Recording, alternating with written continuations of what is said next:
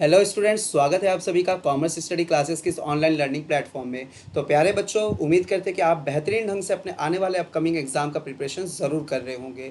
तो आज हम लोग डिस्कस करने वाले यूनिट 3 बिजनेस इकोनॉमिक्स से रिलेटेड मोस्ट इंपॉर्टेंट एमसीक्यूज, जो कि आपके जून 2024 के लिए बहुत ज़्यादा इंपॉर्टेंट रहने वाला है और यहीं से सवाल आएंगे भी। ठीक है, तो हम लोगों ने अब तक यूनिट 1 और यूनिट 2 के ऐसे ही इंपॉर्टेंट एमसीक्यूज को डिस्कस किया है। अगर आप लोगों ने नहीं देखा है तो जल्दी से आके चेकआउट करिए और फिर उसके बाद आप लोग सीरियल वाइज ही आगे बढ़िए यूनिट्स को। तो यूनिट 3 बिजनेस इकोनॉमिक्स देखते हैं, इससे रिलेटेड क्या इंपॉर्टेंट एमसीक्यू जो आपके एग्जाम के लिए होने वाला है, बहुत ही खास, बहुत ही इंपॉर्टेंट। और वीडियो शुरू करने से पहले मैं आप लोग को एक बात ज़रूर बताऊंगा कि वीडियो को ज़्यादा से ज़्यादा आप लोग लाइक करिए, शेयर करिए और चैनल को सब्सक्राइब करना बिल्कुल ना भूलें, ताकि हम आपके साथ ऐसे ही इंपॉर्टेंट एमसीक्यूज, ऐसे ही इंपॉर्टेंट कोई नोटिफिकेशन, इन्फॉर्मेशन आप तक जल्द से जल्द पहुंचाते रहे। ठीक है, तो आपका जो लाइक है, शेयर है और जो सब्सक्राइब है, यही आपका जो प्यार है वो हमें मोटिवेट करता है कि हम आपके साथ लगातार ऐसे वीडियोस के साथ, ऐसे इंपॉर्टेंट एमसीक्यूज के साथ जुड़े रहे। ठीक है प्यारे बच्चों, तो चलिए जल्दी से शुरू करते हैं। आज के यूनिट 3 बिजनेस इकोनॉमिक्स के इंपॉर्टेंट एमसीक्यूज के तरफ चलते हैं। तो पहला क्वेश्चन है, which of the following statement are true, which of the following statement are true. पहला स्टेटमेंट क्या दिया हुआ है, transaction exposure is inherent in all foreign countries denominated contractual transaction। तो क्या बोला कि ट्रांजैक्शन एक्सपोजर जो है वो इनहेरेंट है, सारे के सारे फॉरेन करेंसीज में डिनोमिनेटेड कॉन्ट्रेक्चुअल ट्रांजैक्शन। क्या ये बात सही है? सर सही है। जो ट्रांजैक्शन का जो एक्सपोजर है वो इनहेरेंट है, सारे के सारे फॉरेन करेंसीज में ही हम लोग ट्रांजैक्शन कर सकते हैं। ठीक है ना, और ये कॉन्ट्रेक्चुअल ट्रांजैक्शन है, होता है। जो भी ट्रांजैक्शन होता है वो एक कॉन्ट्रेक्चुअल बेस पर ही होता है। दूसरा है क्या कि translation exposure related to the change in accounting income and balance sheet statement caused by a change in exchange rate. ये भी सही बात है कि सर ट्रांसलेशन एक्सपोजर का मतलब होता है चेंज करना अकाउंटिंग इनकम और बैलेंस शीट के स्टेटमेंट में, जो कि एक्सचेंज रेट के चलते जो चेंजेस आई है। ठीक है, नेक्स्ट क्या है, economic exposure has an impact on the valuation of firm. ये भी सही बात है। Operating exposure does not have an impact on the firms future operating revenue.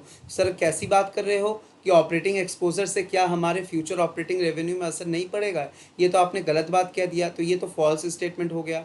तो ट्रू स्टेटमेंट कौन कौन सा है?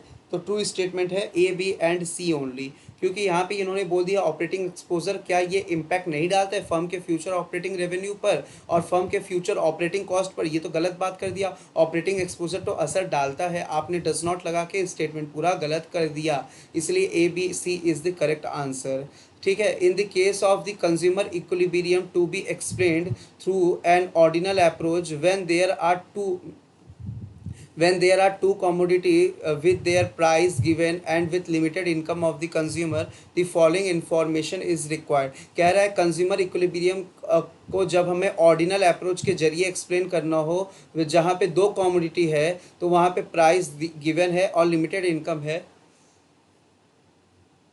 तो हमें ऑर्डिनल अप्रोच के जरिए कंज्यूमर इक्विलिब्रियम बताने के लिए किन किन चीज़ों की आवश्यकता पड़ेगी? सर देखिए, आपको जो आवश्यकता पड़ेगी, सबसे पहले आपको सर इंडिफरेंस मैप की आवश्यकता पड़ेगी। ठीक है प्यारे बच्चों, सर उसके बाद आपको ज़रूरत पड़ेगा इंडिफरेंस मैप। जैसे ही आपको मिल जाएगा, आपको बजट लाइन की ज़रूरत पड़ेगी, या उसी को हम लोग क्या कहते हैं, प्राइस लाइन कहते हैं। ठीक है, बजट लाइन और प्राइस लाइन। तो सर आपको फिर ज़रूरत पड़ेगा ए का, मतलब कि प्राइस लाइन का। सर जैसे ही आपको प्राइस लाइन मिल जाएगा ना, तो आप वहाँ पे इंडिफरेंस कर्व और प्राइस लाइन का टेंजेंट ढूंढेंगे, मतलब इक्वालिटी ढूंढेंगे आईसी कर्व और बजट लाइन का।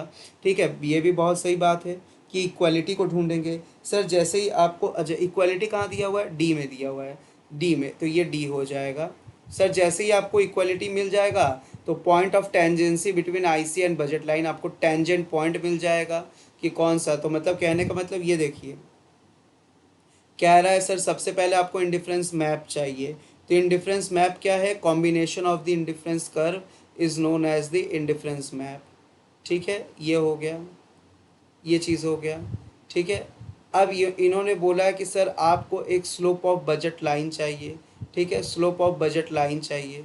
तो कहा जा रहा है कि जहाँ पे ये टेंजेंट होगा ना, यहीं पे इक्वलिटी, जो ये जो स्लोप है यहाँ से जो इक्वलिटी हो रहा है, यहीं पे आपका क्या हो जाएगा, यहीं पे आपका इक्विलिब्रियम पॉइंट हो जाएगा। तो जो जहाँ पे इंडिफरेंस कर्व और बजट लाइन मतलब प्राइस लाइन आप लोगों का इक्वल होता है, वही क्या होता है, इक्विलिब्रियम पॉइंट होता है। इक्विलिब्रियम पॉइंट होता है किस केस में, ऑर्डिनल अप्रोच के केस में। किस केस में प्यारे बच्चों, ऑर्डिनल अप्रोच के केस में।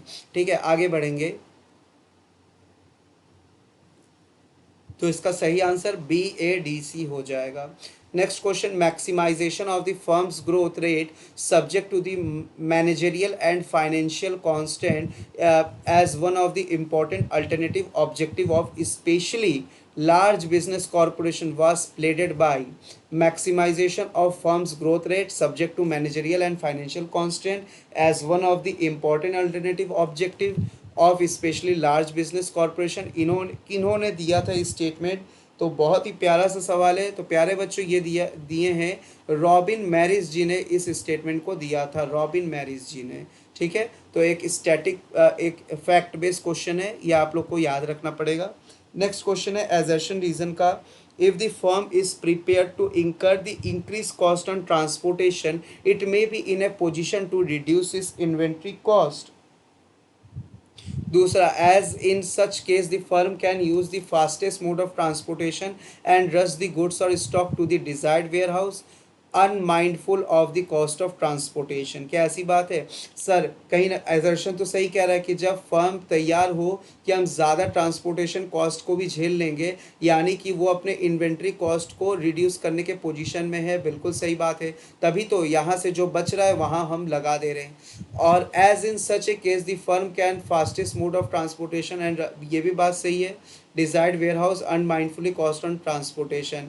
इस केस में जब ट्रांसपोर्टेशन कॉस्ट मेरा बढ़ जाएगा, ठीक है ना, फर्म प्रिपेयर हो रहा है कि हम इंक्रीज कॉस्ट को भोग लेंगे, तो हम वहाँ से सबसे फास्टेस्ट ट्रांसपोर्टेशन को पकड़ेंगे जो कि तुरंत मेरे जल्द से जल्द मेरे वेयर हाउस तक पहुँच के सामान पहुँचा दे। और वहाँ पे हम लोग ट्रांसपोर्टेशन कॉस्ट को ज़्यादा दिमाग में नहीं लगाते, क्योंकि एक तरफ मेरा पैसा बच रहा है कि हम इन्वेंट्री कॉस्ट को बचा दे रहे हैं, ठीक है, जल्द से जल्द आ जा रहा है ना। जैसे हम लोग पढ़ते हैं ना EOQ को, ठीक है, EOQ, तो यहाँ से हम लोग तुरंत पता कर लेते हैं कि कैसे हम अपना इकोनॉमिक ऑर्डर क्वांटिटी के जरिए कैसे आप अपना जो है क्या क्या बचा लोगे, क्या बचा लोगे, आप अपने कॉस्ट को बचा लोगे, इन्वेंट्री कॉस्ट को। तो yes sir, both A and R are true and R is the correct explanation.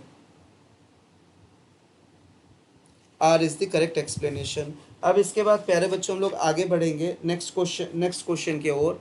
तो नेक्स्ट क्वेश्चन हमारे पास दिया है, which of the following assumption are essential part of the kinked demand curve analysis of oligopoly behaviour. ठीक है ना, तो किंग्ड demand curve आप लोग को पता है कि किंग्ड डिमांड कर्व कैसा होता है। तो सर पता तो है किंग डिमांड कर्व, बट एक बार आप बता दीजिए। बिल्कुल सही बात है। चलिए, तो किंग डिमांड कर्व प्यारे बच्चों कुछ ऐसा होता है, ठीक है, ये यहाँ पे ऐसे टच तो नहीं होता है। तो किंग डिमांड कर्व ऐसा ही होता है जिसका ऊपर वाला पोर्शन ED ग्रेटर देन 1 होता है और ये बाद वाला पोर्शन ED लेस देन 1 होता है।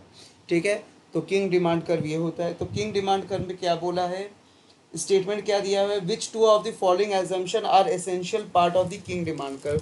तो किंग डिमांड कर्व के लिए हम लोग एक एजम्पशन तो लेके चलते हैं ना, कि जो राइवल्स होते हैं वो हमारे प्राइस को रिड्यूस करते हैं in response to any price decrease. जैसे ही प्राइस डिक्रीज करेगा तो जो हमारे राइवल्स होते हैं वो भी प्राइस को डिक्रीज करते हैं, क्योंकि यहाँ पे सभी लोग क्या होते हैं, डिपेंडेंट होते हैं।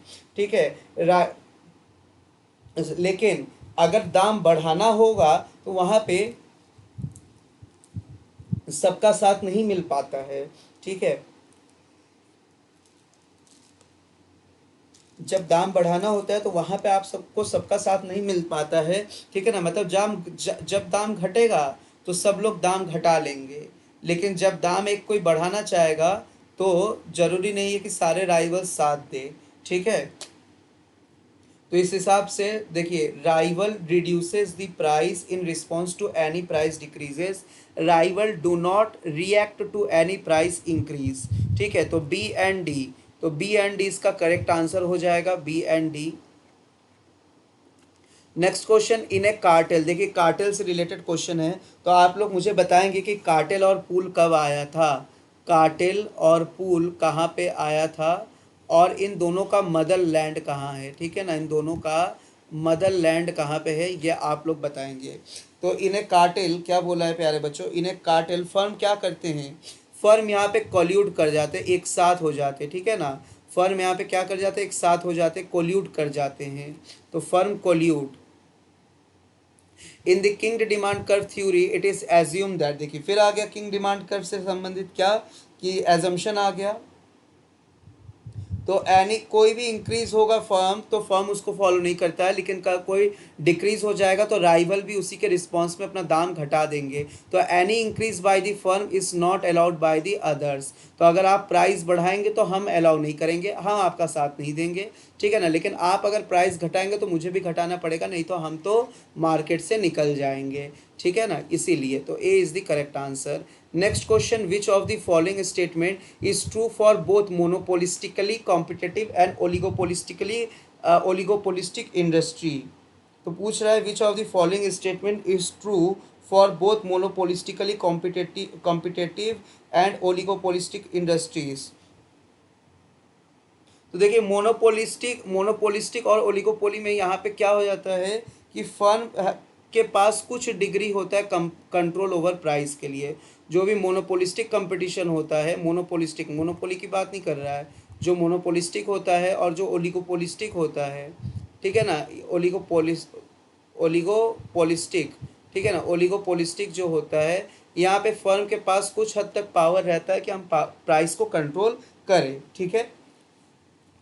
Next question, which of the following is most likely to be observe in monopolistically competitive market, तो यहाँ पे जो मोनोपोलिस्टिक क्या होता है, monopolistic competition, sir monopolistic competition में कुछ यूँ देखा जाता है, तो कैसा देखा जाता है सर, मोनोपोलिस्टिक कंपटीशन में ये लोग नॉन प्राइस कंपटीशन करते, सर ये नॉन प्राइस कंपटीशन का मतलब कि प्रोडक्ट के कलर कॉम्बिनेशन में हम चेंज ला देते हैं, प्रोडक्ट के फीचर में चेंज ला देते हैं, सर प्रोडक्ट के एडवर्टाइजमेंट में हम चेंज ला देते हैं, ठीक है ना, और दूसरा तो ये सारे के सारे कंपटीशन हम लोग करते हैं। यहाँ पे सर हम लोग डिफरेंशिएटेड प्रोडक्ट बेचते हैं, कैसा प्रोडक्ट बेचते हैं सर, डिफरेंशिएटेड प्रोडक्ट बेचते हैं हम लोग, ठीक है ना, डिफरेंशिएटेड प्रोडक्ट को बेचते हैं हम लोग, तो non price competition such as advertising.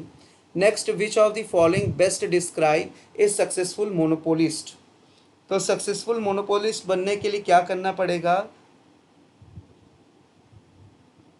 तो the only seller of a difficult to substitute product, एक ऐसा अकेला सेलर जिसके प्रोडक्ट को सब्सटीट्यूट करना एकदम ना के बराबर है, तो एक आप मोनोपोलिस्ट बन गए, तो आप एक सक्सेसफुल मोनोपोलिस्ट बन गए जब हम आपके प्रोडक्ट को सब्सटीट्यूट ना एकदम करना नामुमकिन है, ठीक है। नेक्स्ट आगे बढ़ेंगे, a monopoly is able to make greater profit than a perfectly competitive firm because a monopolist is make to greater profit than a perfect competition है, क्यों, क्योंकि यहाँ पे बैरियर्स होती है सर, यहाँ पे बैरियर्स होता है, परफेक्ट कॉम्पिटिशन में बैरियर्स नहीं होता है, barriers to entry in the monopolistic market prevent बचा देता है, कंपटीशन होता ही नहीं है यहाँ पे सर, यहाँ पे कंपटीशन होता ही नहीं है, ठीक है ना, परफेक्ट कॉम्पिटिशन में तो कंपटीशन होता है, तो इस यहाँ पे तो कंपटीशन ही नहीं है, एक अकेला ही इंसान पूरा राज करता है, छाया हुआ है पूरे मार्केट में, मार्केट को डोमिनेट कर रहा है, जैसा चाहे वैसे कस्टमर को तोड़ मरोड़ ले, ठीक है ना, जैसा चाहे उतना पैसा चार्ज कर ले, तो इसीलिए यहाँ पे बैरियर की वजह से प्रॉफिट आप ज़्यादा कमा लेते हो, ठीक है ना, परफेक्ट कंपटीशन से ज़्यादा। Next, dash refers to the effect of change in the price of a product on the consumer's purchasing power, तो इसको कहते हैं सर इनकम इफेक्ट, तो इनकम इफेक्ट कहते हैं, ठीक है ना, जब प्राइस में चेंजेस हो जाए, कंज्यूमर के परचेसिंग पावर में चेंजेस कैसे आएगा, जब इनकम इफेक्ट, ठीक है ना, इनकम इफेक्ट की बात की जा रही है।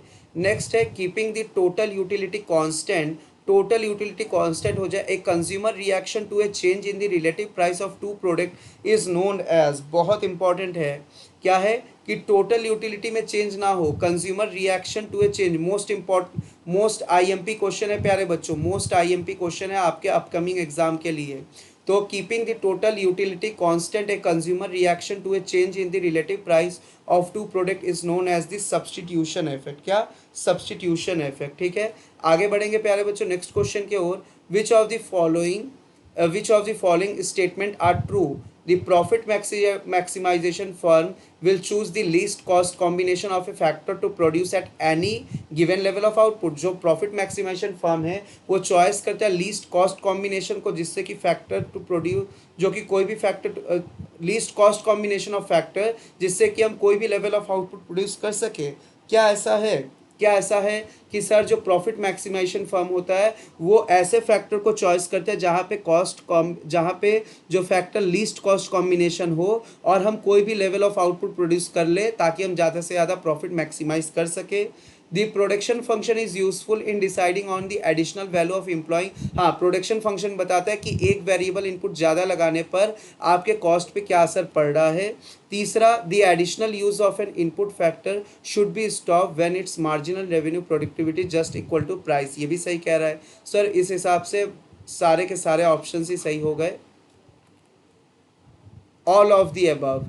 नेक्स्ट क्वेश्चन और आज का आखिरी सवाल है प्यारे बच्चों, डिमिनिशिंग मार्जिनल रिटर्न इम्प्लाइज। जो डिमिनिशिंग मार्जिनल इम्प्लाइज, ये तो सबको पता है कि सर इंक्रीजिंग मार्जिनल कॉस्ट जहाँ पे बढ़ना शुरू हो जाए, ऐसा।